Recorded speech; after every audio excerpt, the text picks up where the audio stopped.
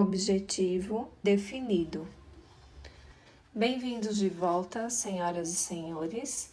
Nesta noite discutirei a importância desse princípio da definição de objetivo e como você poderá aplicá-lo para alcançar o sucesso. Senhoras e senhores, talvez se interessem em saber por que sou tão positivo em relação às minhas declarações sobre esse princípio e todos os outros que discutirei nas próximas transmissões. Quero que saibam que todos e cada um desses princípios que estudarão foram verificados e checados pelas leis da natureza. Quando se pode ter a confirmação da solidez de um princípio pela própria natureza, certamente não vai errar. Quero dar uma ideia da extensão e do escopo em que a natureza usa essa lição de que tratamos nessa noite, a definição de objetivo. Nossa maior demonstração da aplicação universal do princípio da definição de objetivo pode ser encontrada da observação de como a natureza o aplica. Antes de tudo, ele é visto na ordem do universo e na inter-relação de todas as leis naturais. Não é maravilhoso saber que essa pequena bola de lama em que vivemos, que gira em torno do Sol por 365 dias, mantém a distância adequada de todos os outros planetas e do Sol?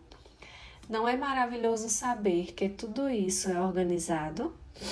Quando o sol se põe à noite, dormimos, sabemos que ele vai nascer novamente no leste na manhã seguinte. Até onde pude entender e ouvir, o sol nunca deixou de nascer de novo depois de se pôr à noite. Sei de muitos momentos nublados em que não se podia vê-lo no Missouri, mas ele estava lá da mesma forma. A ordem das coisas prova, além de qualquer dúvida, que esse é o primeiro princípio ou causa de tudo, e que a natureza é muito definida na execução desse plano. Ninguém sabe há quantos bilhões, ou trilhões, ou quadrilhões de anos esse velho planeta tem flutuado de acordo com um plano definido. Mas sabemos que há algo definido nisso, e a natureza não permite que nenhuma força interfira nessa definição. Sim, e vemos a definição da natureza na fixação de todas as estrelas e planetas e na relação imutável entre eles. Essa relação é tão definida, senhoras e senhores, que os astrônomos podem imaginar e prever com centenas de anos de antecedência a relação aproximada de quaisquer duas estrelas ou planetas em determinado momento. Isso não seria possível se não houvesse um plano definido de operação sendo executado pela natureza. E você o vê na operação da lei da gravidade, sem interrupção em nenhum lugar, por nenhum motivo. Você já ouviu falar que a lei da gravidade foi suspensa ou que alguém a violou sem consequências negativas? Está lá, é definida, nunca varia de forma alguma.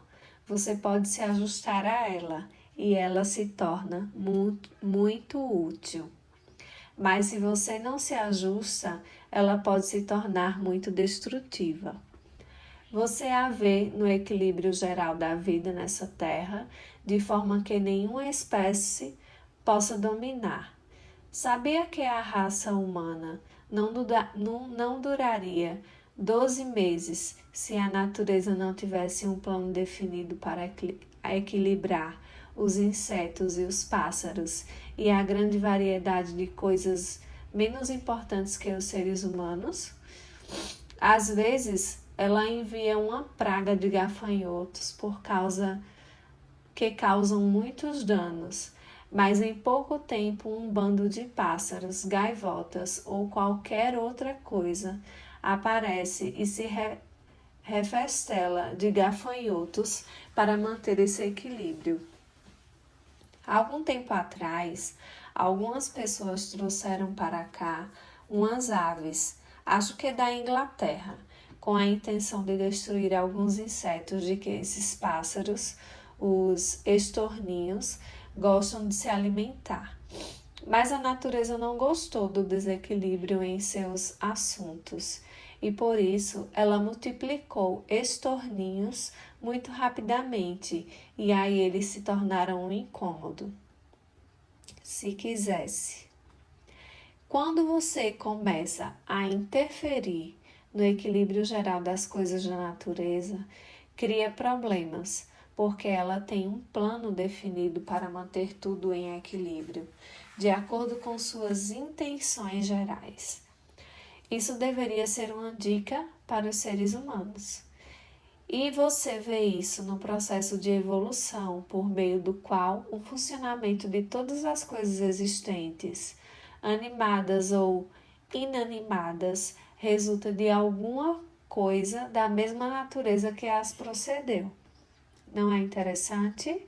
Você já ouviu falar de um fazendeiro que plantou trigo e se surpreendeu ao saber que ia colher milho em vez de trigo? Não, nunca aconteceu. A natureza tem uma maneira definida de garantir que tudo que se reproduza algo muito parecido com seus ancestrais. Isso se aplica aos seres humanos, como todo o resto. A natureza não se afasta de sua definição ao cumprir essas leis. E isso é visto na impossibilidade de criar ou destruir matéria ou energia, ou de modificar a quantidade de uma ou outra. Não é surpreendente saber que não se pode destruir energia ou matéria. Você também não pode diminuir ou aumentar a quantidade de uma ou de outra. Se você pode transformá-las de um estado para outro, mas não pode interferir na quantidade. Quando você consome certa quantidade de energia, a natureza tem um jeito de repô-la e equilibrar seu estoque. Ela não permite que você esgote toda a eletricidade, por exemplo. Alguém me disse há algum tempo, bem, um dia desses toda essa eletricidade será consumida e depois o que vai acontecer? Isso seria uma catástrofe, não? Senhoras e senhores, não se preocupem, não vai acontecer. A natureza tem tudo equilibrado no universo e seus planos são definidos, suas leis são fixas. Ela não muda de ideia e não decide que um dia vai fazer o sol nascer e no dia seguinte não vai. Ela não descuida e permite que a nossa Terra se choque com outro planeta. Quase todo ano vemos nos jornais alguma comoção em torno de um grupo de pessoas desorientadas e infelizes que prevêem o fim do mundo. Geralmente se desfazem de todos os bens materiais, se deixam enganar por outras pessoas, sobem nas casas e nas árvores e se preparam para ascender para o lugar para onde possam ir, porque pensam que o mundo está acabando. Já vi isso acontecer umas 6 vezes ao longo da minha vida. Acho, e esse mundo velho segue firme, como se fosse a primeira vez que eu olhasse para ele. Desconfio que continuará do mesmo jeito por muito tempo. Se você quiser ter uma boa ideia da importância da definição, observe a natureza em tudo o que ela faz e terá algumas ideias muito boas. Você também pode observar o sistema profundamente genial da mente humana, que foi tão definitivamente ajeitado em seu projeto que todo indivíduo pode se lançar nas circunstâncias da vida que escolher. Ele pode delimitar o espaço que ocupará como indivíduo e determinar em muitos aspectos seu destino na Terra, sendo esse o único assunto sobre o qual qualquer indivíduo tem controle total. Não é maravilhoso saber que a natureza definitivamente deu a todo ser humano o direito de determinar o próprio destino na Terra, usar a mente e se engajar no tipo de atividade que quer desenvolver? Imediatamente você dirá: bem, isso não se aplica à Rússia hoje e não se aplicou à Alemanha por um tempo. E como as coisas estão acontecendo agora, se continuarmos assim, não vai se aplicar a nós aqui nos Estados Unidos. Não vamos ter tanta liberdade para fazer o que quisermos, trabalhar quando quisermos, escolher a ocupação que quisermos. Mas, senhoras e senhores, permitam que eu retroceda uns 5 ou 6 anos e chame a sua atenção para o fato de que toda e qualquer pessoa que já dedicou a mudar os planos da natureza sofreu as consequências. Aqueles homens no Kremlin e em outras partes do mundo que agora estão tentando tirar da humanidade essa grande prerrogativa de controle da mente individual vão sofrer as consequências. Aí tem o elemento tempo. Às vezes, pensamos que o tempo é limitado demais. Agora, parece que é. Mas, se não me engano, a natureza tem muito tempo disponível. Ela pode esperar muito para punir Joseph Stalin e os outros, mas os punirá. Isso é definido. Ela nunca permitirá que ele tire a liberdade das pessoas, porque esta é a única coisa que o Criador deu a todo mundo. Definição e impossibilidade de contornar ou suspender, mesmo que por um segundo qualquer uma das leis da natureza. Com certeza isso é fixação de objetivo. Você nunca ouviu falar de alguém que tenha contornado as leis da natureza ou tendo contorná-las sem sofrer as consequências, às vezes imediatamente. Você pode tentar desafiar a lei da gravidade, com certeza. Pode subir em um prédio alto e pular, se for tolo o suficiente. A menos que tenha alguém esperando lá embaixo com uma rede ou algum jeito de segurá-lo, você vai sofrer as consequências, mas nem vai saber disso. Claro, você pode tentar desafiar as leis da natureza, pode desafiar todas elas, mas vai ter que pagar por isso. A natureza tem penalidades definidas para a violação de todas as suas leis e recompensas definidas pelo cumprimento delas. Não há como escapar disso. Não faz diferença qual é a sua religião, nenhuma diferença. Temos que concluir que a natureza tem planos definidos para lidar com os seres humanos aqui na Terra agora e que ela tem recompensas generosas para aqueles que descobrem quais são seus planos e se adaptam a eles, bem como grandes penalidades para aqueles que não se adaptam. Uma das responsabilidades e um dos privilégios dessa filosofia de sucesso que descobri é orientar as pessoas de maneira prática e compreensível sobre as coisas da natureza, as leis da natureza e os modos e meios de adaptar as ações do indivíduo a essas leis.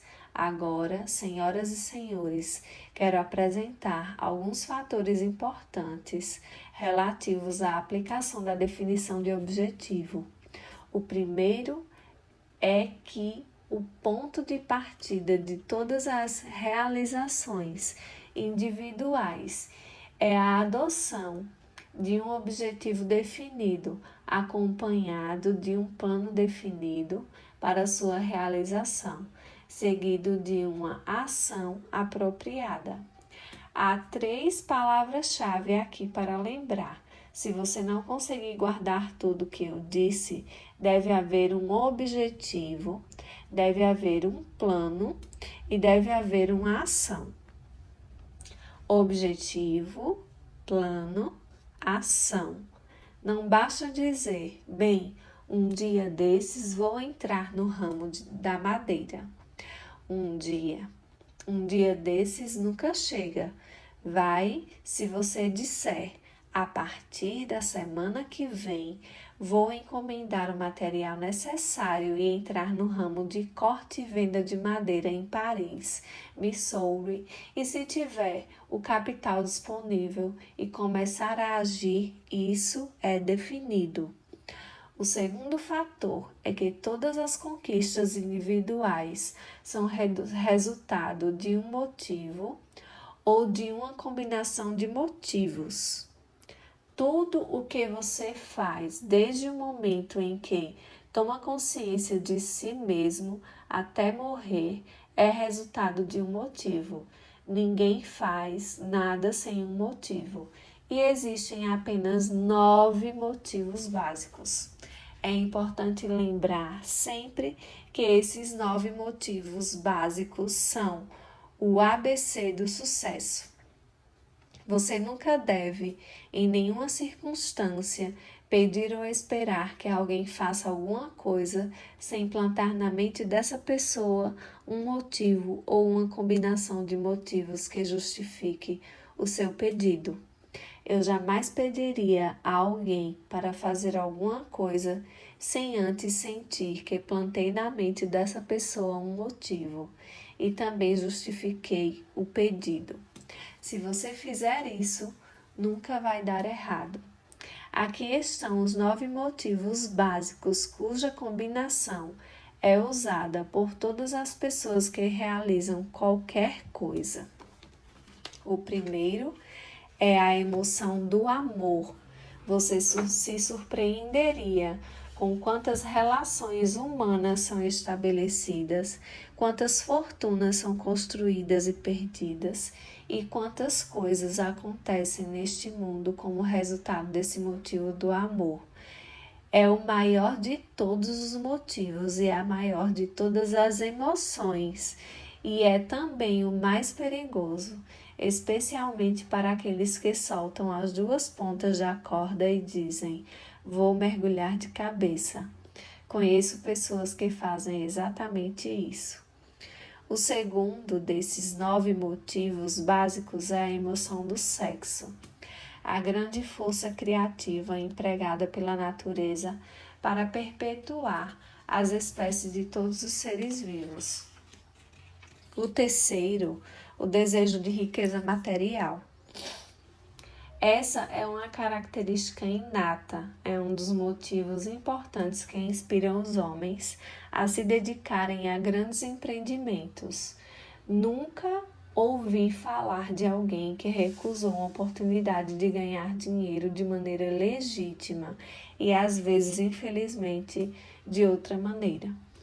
O quarto desses 9 motivos básicos é o desejo de autopreservação. Esse é um motivo inato. Você faz coisas que às vezes parecem quase sobre-humanas e, em consequência da realização desse motivo, da autopreservação. Muitas vezes, desde que comecei a dirigir um automóvel há 40 e tantos anos, realizei proezas ao volante que não poderia ter feito deliberadamente se tivesse muito tempo. Quero dizer, foram casos de emergências próximas em que algo dentro de mim assumiu o volante e tirou o carro da estrada e depois voltou a ela.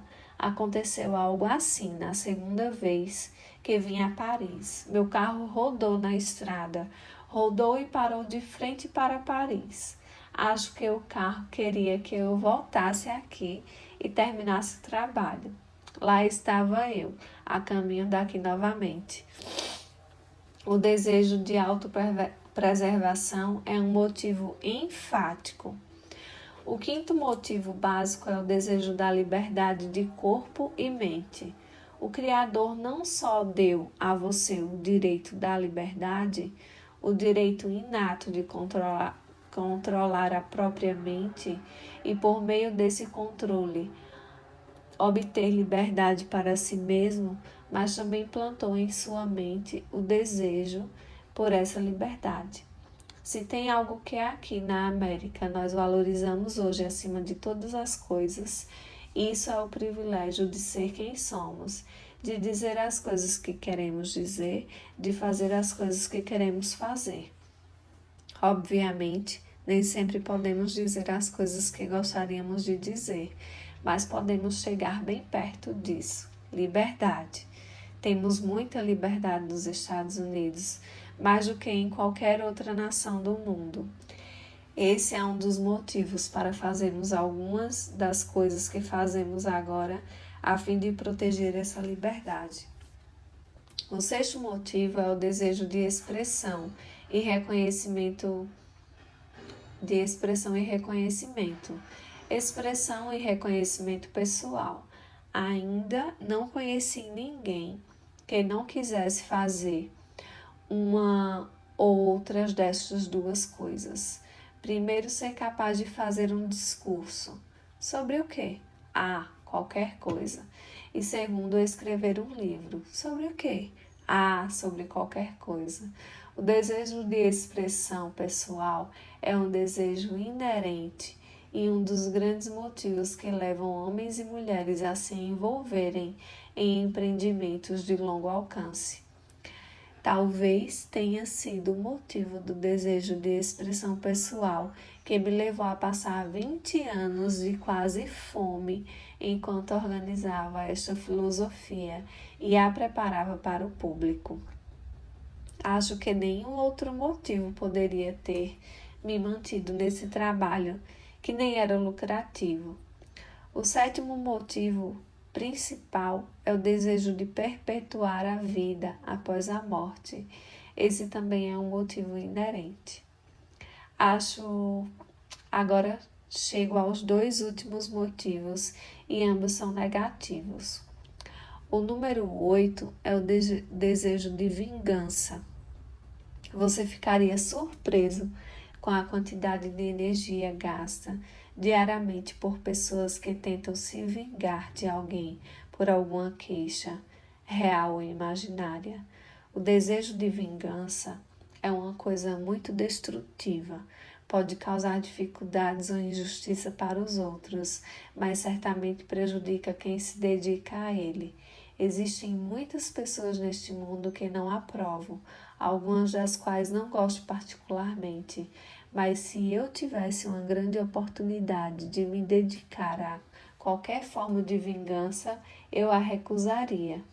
Não por não existirem pessoas que mereçam, talvez, mas porque não correria o risco de me prejudicar. Se você está vivendo da maneira correta, tem uma vida bem equilibrada, chega ao ponto em que não deseja se vingar de ninguém por nada. O nono e último motivo é o avô de todos, senhoras e senhores, a emoção do medo. Você não será livre enquanto tiver medo de alguma coisa ou de alguém. Tem que se libertar em sua própria mente. Se existe algo de que tem medo, descubra a razão desse medo e livre-se dele. Se pode fazer alguma coisa a respeito disso, faça. E se não, esqueça. Ou pelo menos ocupe sua cabeça com outras coisas. Ocupe-a tanto que não vai pensar no medo nem alimentá-lo. O próximo fator nesse negócio de definição de objetivo é esta grande e importante verdade. Qualquer ideia, plano ou propósito dominante que você mantenha em sua mente por meio de repetição do pensamento é absorvido pela seção subconsciente da mente e posto em prática por meio de qualquer meio natural e lógico que possa estar disponível. Você vai notar que, pelo tom de voz, enfatizei certas palavras nessa afirmação, por meio de qualquer meio natural e lógico que possa estar disponível. Eu não falei nada sobre meus meios sobrenaturais. Não sei nada sobre trabalhar com meios sobrenaturais. Só sei trabalhar com as leis naturais. Quero que cada um de vocês sinta que tem um papel a desempenhar. Tem uma pessoas ou grupo de pessoas com quem você tem contato, a quem pode começar a ensinar esta filosofia. Você pode não ser o melhor professor do mundo, mas faça disto o seu objetivo definido, começar a divulgar a filosofia e transmiti-la a outras pessoas que podem precisar dela. Você descobrirá que, quando se dedicar a ensinar aos outros, quando começar a falar sobre isso com as pessoas, vai começar a entender melhor a filosofia. Também é uma lei da natureza. O que você faz por ou para outra pessoa, faz por ou para si mesmo. Senhoras e senhores, vocês nunca terão todos os benefícios dessa filosofia até que olhem em volta, encontrem alguém que precise dela e comecem a ensiná-la a essa pessoa. Que essa pessoa nos conheça, que sintonize essa atmosfera e decida se esse tal de rio veio até aqui para atrair muita gente e mobilizar todas elas, como um homem disse achar que o fazia. Bem, caso haja alguma dúvida, admito que vim até aqui com a intenção de mobilizar muita gente, despertar o interesse de muitas pessoas, se preferirem em fazer alguma coisa para ajudar não só a elas mesmas, mas também essa comunidade em que elas vivem. Obrigada por me ouvirem nesta noite, amigos. Não deixe de sintonizar da próxima vez, quando explicarei a importância de um pensamento preciso para alcançar seus objetivos de sucesso. E aqui agora quem fala é a Valéria, e eu faço das palavras do rio as minhas, né? Eu estou neste caminho para ensinar e acredito que vou conseguir também alcançar muitas pessoas, milhares de pessoas, né, que precisam saber dessa filosofia de vida em que a gente precisa ter objetivos definidos, planos traçados e ter liberdade para fazer o que quiser, como quiser, onde quiser, né? A gente precisa de um objetivo, de um plano e de uma ação. E eu estou aqui para transmitir para vocês todos esses ensinamentos através do capítulo 2 desse livro maravilhoso, né? De Napoleão Hill, que é o Hábitos dos Milionários, e que vocês possam ter aprendido, né, como definir claramente, né, o seu objetivo, ter um plano e começar a ter as ações para alcançar seus sonhos, seus objetivos, alcançar os seus sonhos e ser feliz, né, ser próspero financeiramente, ter uma vida plenamente abundante e de muita riqueza. Gratidão para quem chegou até aqui, para quem assistiu até aqui, e que possamos prosperar juntos. E se você curtiu, né, comenta aqui, fala, compartilha com alguém, e que possamos prosperar infinitamente mais. Gratidão, gratidão, gratidão.